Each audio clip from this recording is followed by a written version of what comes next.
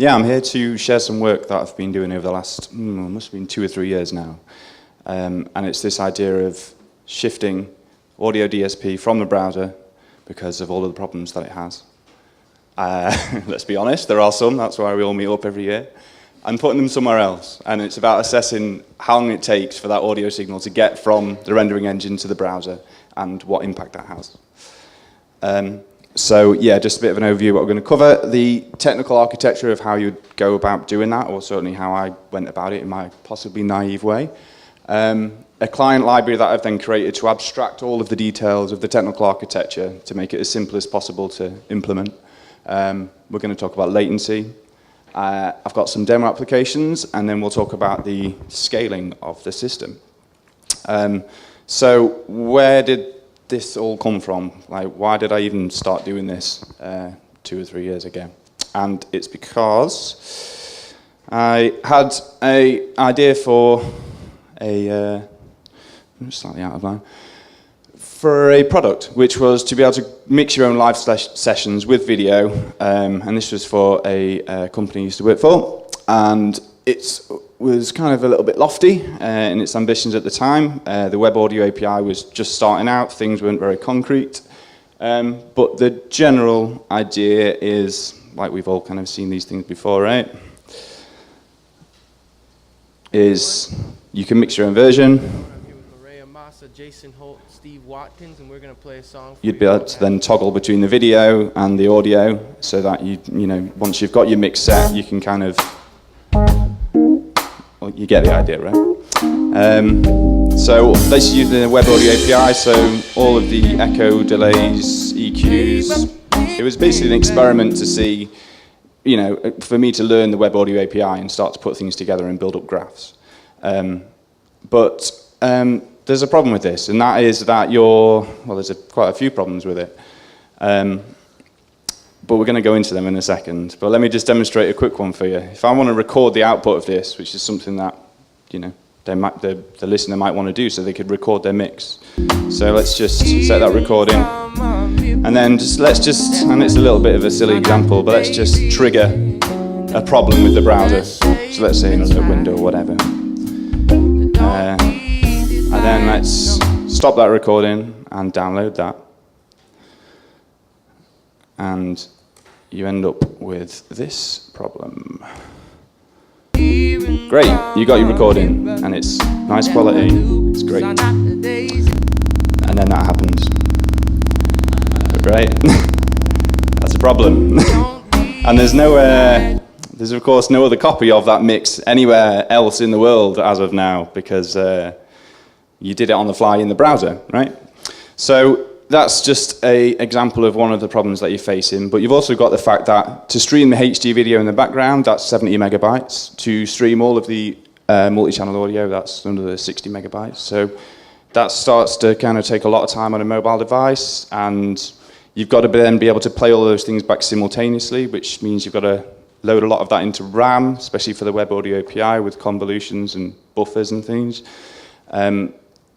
Then you've got other problems, such as codec support, but let's go back to the presentation. So this is kind of where we're currently at, if we're doing it client side, is that you're relying on these variables at the bottom, and they're all variable. And the network connection could change, the memory available on the device can change, the codec support can change, and the processing power and the scheduling of any threads that you've got going on in the browser. So the problem is, if the network connection goes down, or the memory is, say, you've only got half a gig of RAM, or let's say, I don't know, MP3 is not supported in Chromium, something like that, I don't know. Or let's say there's other things going on other tabs or other applications, then you end up with it not really working. And there's been some innovative solutions to this, such as like scaling down the audio graph depending on which device it's been used on, which is great, but worst case scenario, this happens, nothing runs, and it crashes.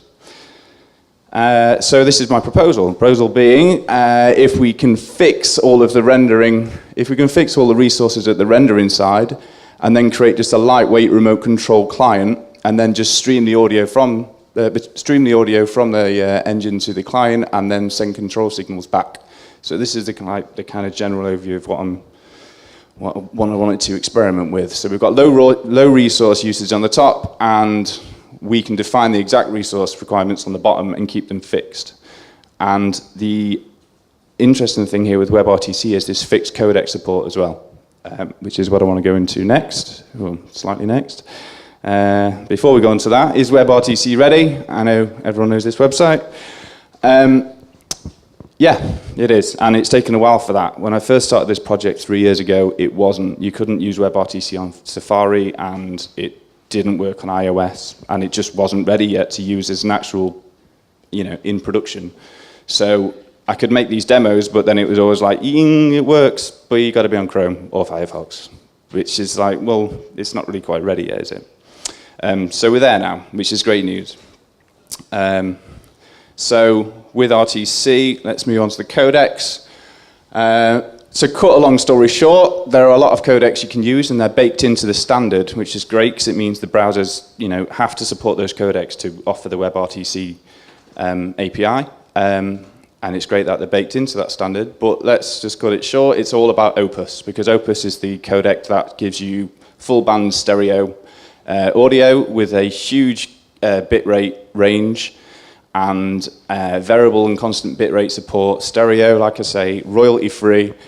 And yeah, this is a graph off the Wikipedia page for that. You can kind of see what's going on there with the latency as well. So well, you can see. I'm not going to explain that any further. Well, I will, just not like now. So this is the challenge. So with this idea in mind, I had two parts to it. I've got the back end, I've got the front end. Now the back end is going, okay, I'm completely turning content delivery kind of on its head here a little bit. So I'm rendering something somewhere else and then send it to the client, rather than getting the client to fetch all the assets and do that, which had been done before and has been done before with video. It's been done before with, say, the PlayStation 4, when you can stream your PlayStation or your Xbox remotely. This has been tried and tested, but this is it's not something that's really been done, I think, in a simple way in audio, or at least not one that I could find. So I wanted to do it all in a kind of simple way. So the questions it begs are, where does that infrastructure live? How much does it cost? How do I scale it? These are all very good questions. So this is a brief kind of look, a kind of overview of the architecture that I've kind of thought might work.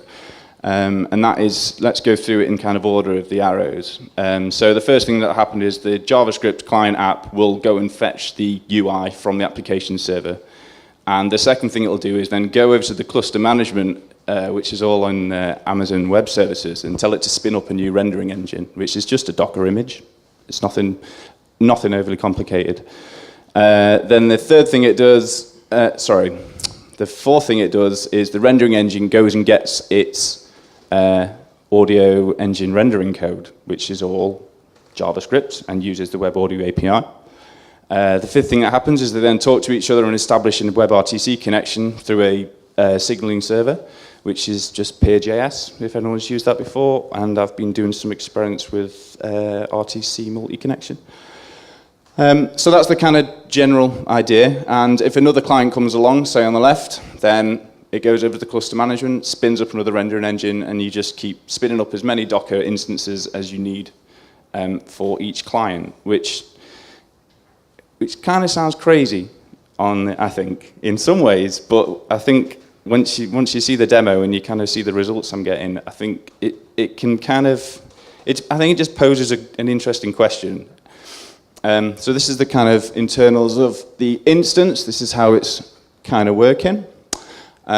So we're using a WebRTC client, like I was saying, peer.js, inside a Node WebKit instance, which is inside a Docker, which is then inside AWS on Fargate. And it's rendering all the audio currently in the Web Audio API, and then just at the point where you send it out to the audio context.destination, you whack a media stream destination node there, and you pipe it all into that, which then the WebRTC client then hooks into and streams it back to the client. So just a quick overview with that so far is that we're running JavaScript on the front end and JavaScript all on the back end, and we're rendering the audio through the Web Audio API, but kind of native rendering. So then that got me to the point where I need to basically wrap all of that complexity with the infrastructure into a nice library so that we can write simple applications for this. Yeah, so here's just a quick example of what that kind of looks like at the moment. So you're creating a new dspNode client instance of the dspNode client library. You then send over these asynchronous requests to go and, first of all, register yourself with the scaling server and the signaling server. And then you're going to go and request an instance from AWS Fargate. Then you're going to then launch a certain rendering engine inside that instance. Then you're going to establish all the links, the data and the audio links to that. Once all that's happened, then you can end up, then you can do things like on the bottom left, where you can trigger then commands to that instance. And for example, like this, you could change the parameter of, say, something in the audio graph by sending over the channel number, the parameter name, and the value. And then you'll be applying that as quickly as possible to the Web Audio API graph and stream the result back. So the question is, ultimately, how long does that take? And we've talked about latency before, and there's been plenty of talks about it in the past. But let's have a look. I think now it's the time for the demos. So,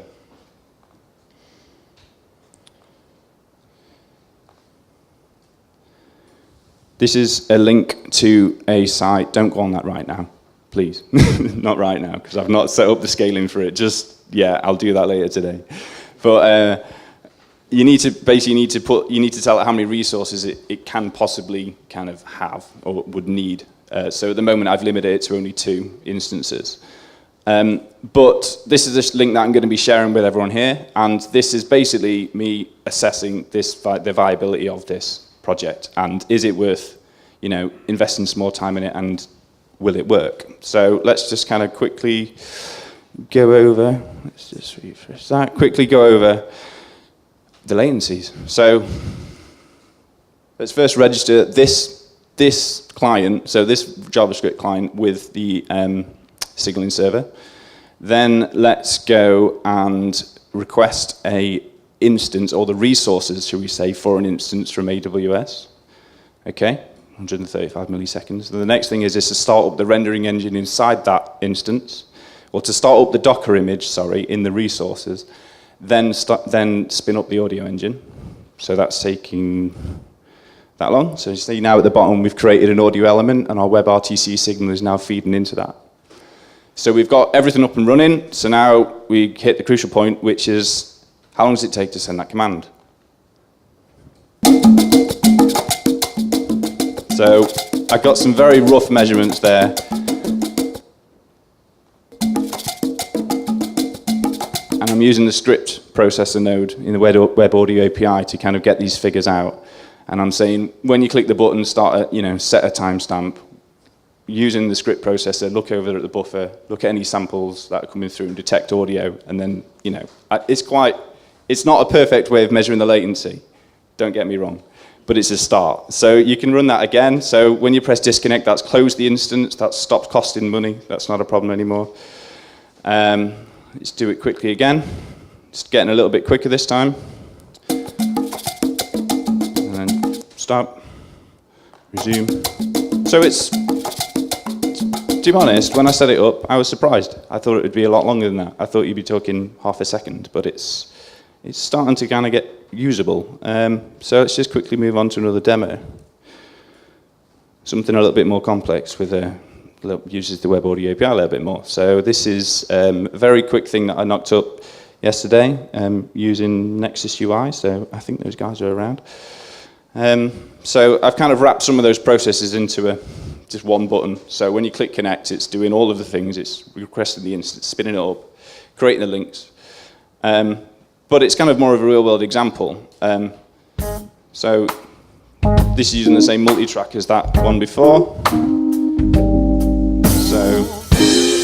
let's start by muting them because it can get a bit chaotic. So you can kind of see the delay, right? Like it's all right. It's not too bad.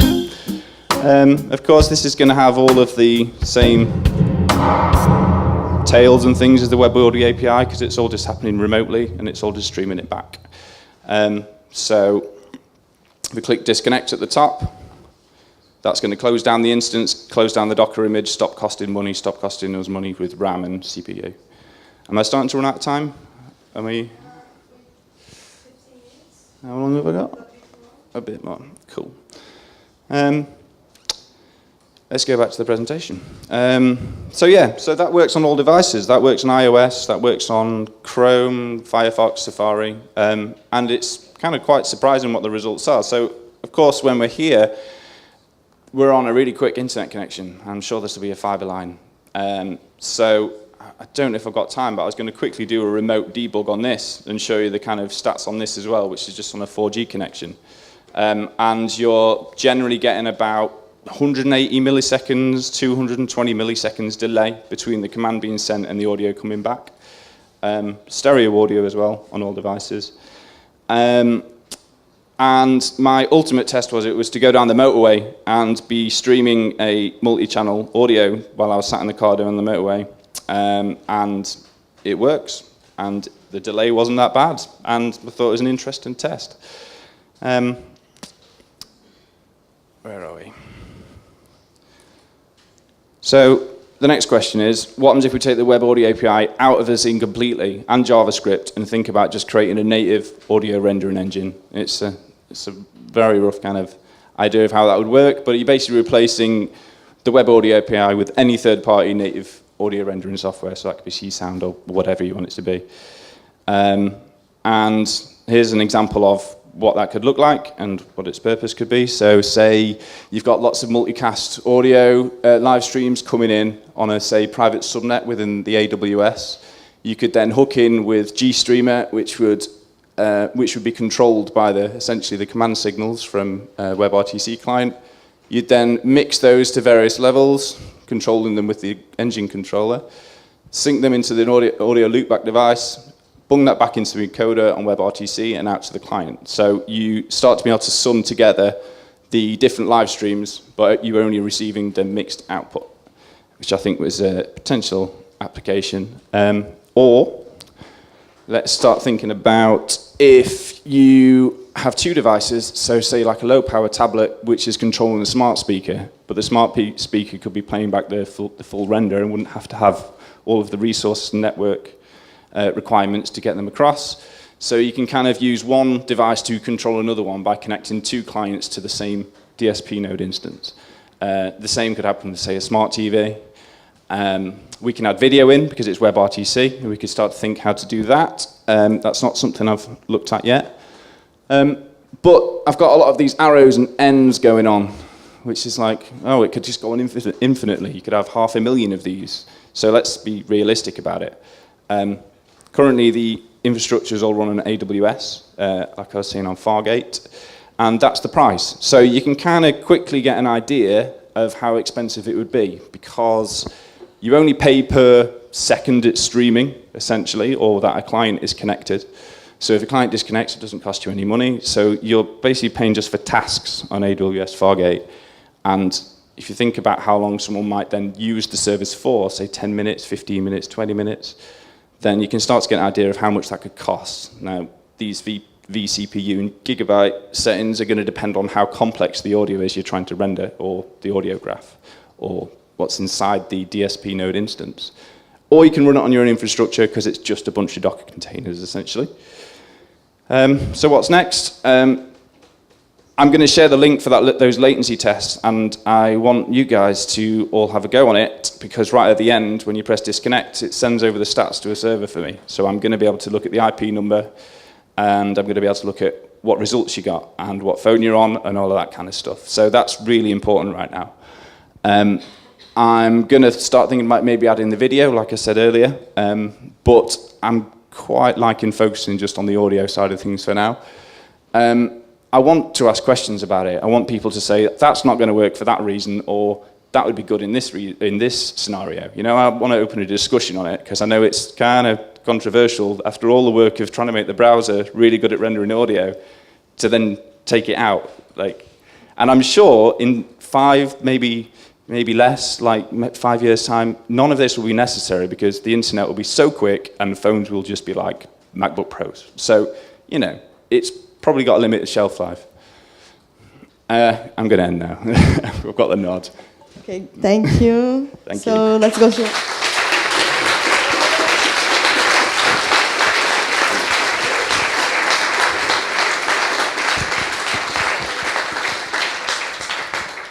So let's go for the questions. So I have a few. Yippee. So the first one, if you're rendering the audio on the server, why not to do in C++ and just stream back audio? Yeah, totally. Do it natively. Completely agree. The reason I'm doing it in JavaScript is because I'm familiar with the Web Audio API. I know how Node works. I know how Docker works. I know how to kind of chuck this together quite quickly. But this is a proof of concept. Ideally, you wouldn't be doing this in JavaScript, right? It would all be done natively on the server side, and it would just be JavaScript on the client. This is just for experimentation. So, yeah, I welcome that. I really do. That's the next step for it. But I wanted to see what results you would get if you just did it in JavaScript first. Yeah. Cool. So next one. This is very interesting for freezing tracks on DAW or doing mastering server side. Did you think about this use case? Yeah. So you've got to ask the question, does it need to be real time? So say, for example, with the mastering, is it important that someone's controlling the online mastering DSP pipeline in real time? I'm not entirely sure that that's necessary, but you know, maybe it is. But I've not thought of all the applications for this. I've just come up with the idea and I can demonstrate the results or the latencies. I'm looking for other people and other people's products and ideas to see if this will work with it. So there's lots of ideas I haven't thought of with this, safe to say. So that's another one. It's non-trivial to get WebRTC running in an active app. It's just a comment. So it's not hard to get WebRTC running. Yeah, it's not a question. Great. That's the point, right? Yeah. So next one. Could your Web Audio API implementation be using regular Node.js modules? So you're using Node WebKit, which allows you to use all of the lovely WebRTC stuff and Web Audio stuff from the WebKit side of Chrome. But then also lets you use native Node modules. So you can you could call commands like ffmpeg. So say, for example, the video and the audio example I gave on the first prototype application. I wanted people to be able to download the video mixed with their mixed audio. So you would then get a glued together version of one thing. Now, to do that in JavaScript, you can't do that. You would end up with the video file, and you can't mix the two. You can't kind of mux them together in JavaScript. It's not possible. But if you kind of do it in Node on the server side, you can get a full quality, uninterrupted copy of the audio because it's been rendered there. You can save that locally. You can put that through ffmpeg with the video and bung the two together, right? So you get access to the native functionality that you wouldn't be able to get with normal JavaScript. So that's another one. Would 5G's low latency capabilities further decrease the latency? Sorry. So if 5G yeah. would decrease the latency in the future? Oh, well, yeah, hopefully. These latency measurements are very rough. I did them like 4 days ago, quickly with the script processor, right? Like there's probably better ways to measure this, like especially listening to Walter's talk earlier. I'm really interested in working out all of the different parts of that latency, so breaking it down and being able to work out which parts are taking the time. So that's it. Thank you cool. a lot. Thank you. So Oliver.